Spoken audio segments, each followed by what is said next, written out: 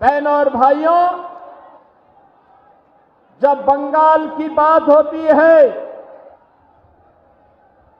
तो हमें भारत के राष्ट्रगान और राष्ट्रगीत देने वाले दो महान पुरुषों का याद स्मरण हो जाता है। याद करिए, जब स्वतंत्र भारत को राष्ट्रगान चाहिए था, गुरुदेव रविंद्रनाथ ठाकुर की रचयिता राष्ट्रगान के रूप में, जनगण मन के रूप में भारत को प्राप्त हुआ। भारत का राष्ट्रगीत बंकिम चंद्र चट्टोपाध्याय का आनंद मठ का उपन्यास का अमर गीत राष्ट्रगीत बना, जिसने वंदे मातरम के माध्यम से भारत की जनचेतना को जागरूक करके हर भारतवासी के मन में भारत की स्वाधीनता का अलग जगाया। और जब राष्ट्रगीत वंदे मातरम के 150 वर्ष पूर्ण हो रहे हैं, तब बंगाल के इस चुनाव में हम सब आपके बीच में हैं। कभी देश की स्वाधीनता में वंदे मातरम ने अमर मंत्र बन करके पूरे भारत को एकता के सूत्र में जोड़ने का काम किया था। आज यही राष्ट्रगीत वंदे मातरम के 150 वर्ष पूर्ण होने पर मैं विश्वास के साथ कहने के लिए आया हूं, बंगाल में भी परिवर्तन होगा। बंगाल भी अब परिवर्तन की नई राह पर चल पड़ा है। आज की बंगाल की दुर्दशा को देख करके दुख होता है। बंगाल भारत की अध्यात्म की धरती, भारत की संस्कृति की धरती, भारत की कला और शिक्षा की धरती।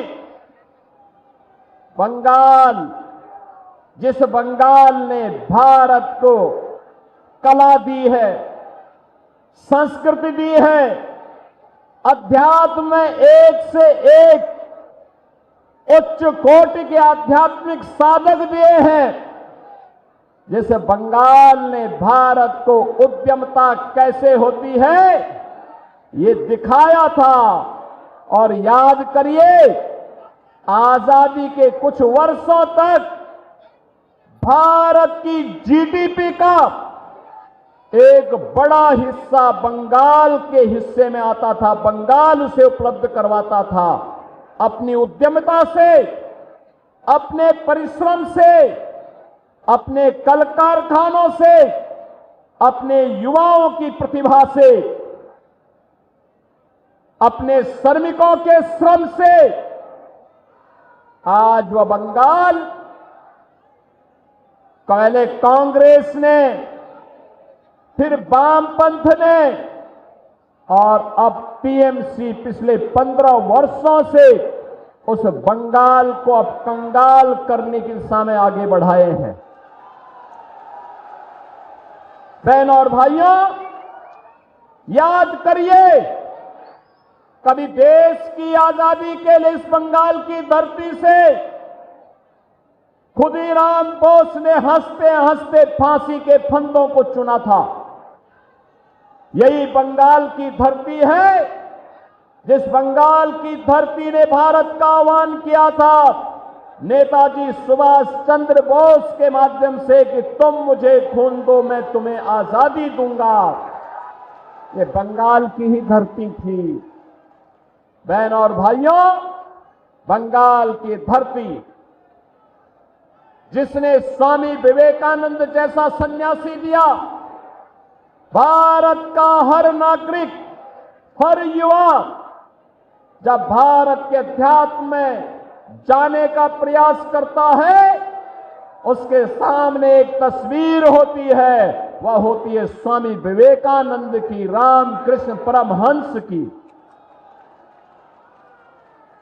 याद करिए, भारत के वैदिक ज्ञान की परंपरा को वैश्विक मंच तक पहुंचाने और भारतवासियों के मन में गर्व से कहो कि मैं हिंदू हूं, यह भाव पैदा करने का काम किसी सन्यासी ने किया था तो वह स्वामी विवेकानंद है। बहन और भाइयों, ये बंगाल की धरती रामकृष्ण परमहंस की धरती है। ये बंगाल की धरती स्वामी विवेकानंद जी की धरती है।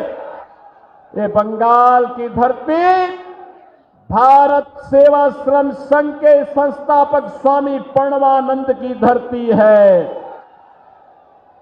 लेकिन भारत की संस्कृति की आत्मा कही जाने वाले भारत के राष्ट्रवाद की इस धरती को टीएमसी ने तुष्टीकरण की धरती बना करके रख दिया है। लूट खसोट की धरती तर्क बना के रख दिया है। अराजकता की धरती बना करके रख दिया है। हम आपका आह्वान करने के लिए इसीलिए आए हैं, जैसे आज बंगाल में चल रहा है जो अराजकता है, जो गुंडागिर्दी है, यही गुंडागिर्दी, इसी प्रकार की अराजकता, इसी प्रकार की अव्यवस्था आज से 8 वर्ष 9 वर्ष पहले उत्तर प्रदेश में भी थी। याद करिए, भारत की सबसे बड़ी आबादी उत्तर प्रदेश में हर पर्व और त्योहार के पहले दंगे होते थे। महीनों महीनों कर्फ्यू रहता था। विकास के कार्य ठप पड़ गए थे। नौजवानों के लिए नौकरी नहीं थी। सत्ता के समानांतर गुंडे और माफिया वहां पर सत्ता का संचालन करते थे। और 2017 में भारत के यशस्वी प्रधानमंत्री मोदी जी के आह्वान पर उत्तर प्रदेश की जनता जनार्दन ने उत्तर प्रदेश में डबल इंजन की सरकार दी। डबल इंजन की सरकार, और डबल इंजन की सरकार आई। उत्तर प्रदेश में तुष्टीकरण नहीं बल्कि संतुष्टीकरण है। हर नौजवान, हर गरीब, हर किसान, हर महिला, हर श्रमिक, सबके सम्मान के लिए सरकार कार्य कर रही है। याद करिए, अब उत्तर प्रदेश में दंगे नहीं होते। नो कर्फ्यू, नो दंगा। यूपी में है सब चंगा। जितने माफिया थे वे सब माफिया जहन्नुम की यात्रा में चले गए। नहीं, अब कोई माफिया है वहां। अब कोई माफिया नहीं, कोई गुंडा नहीं। अब तो वहां पर हर नागरिक सुरक्षित है। और सुरक्षा का एहसास देखना हो, आज उत्तर प्रदेश भारत की इकोनॉमी में ग्रोथ इंजन के रूप में अपनी भूमिका का निर्वहन करता हुआ दिखाई दे रहा है। अयोध्या में श्री राम जन्मभूमि के लिए बड़ा आंदोलन चला था। बंगाल के भी हमारे बहुत सारे कार सेवक गए थे।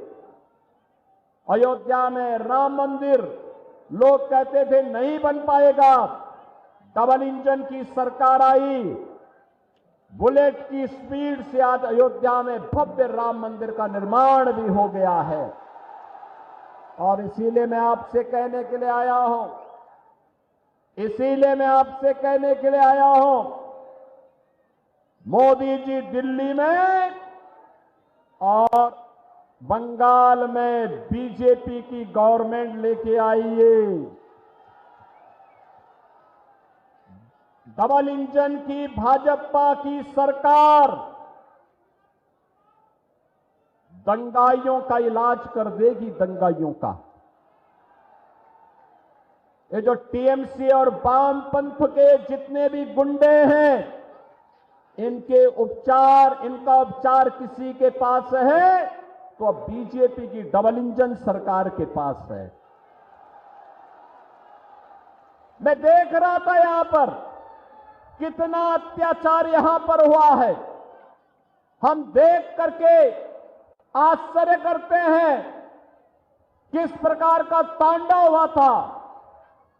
हमारे कार्यकर्ता सुमन बावरी को गोली मार दी गई, स्वरूप घोष, पलाश घोष, उत्पल दास जैसे कार्यकर्ताओं के घर उजाड़ दिए गए।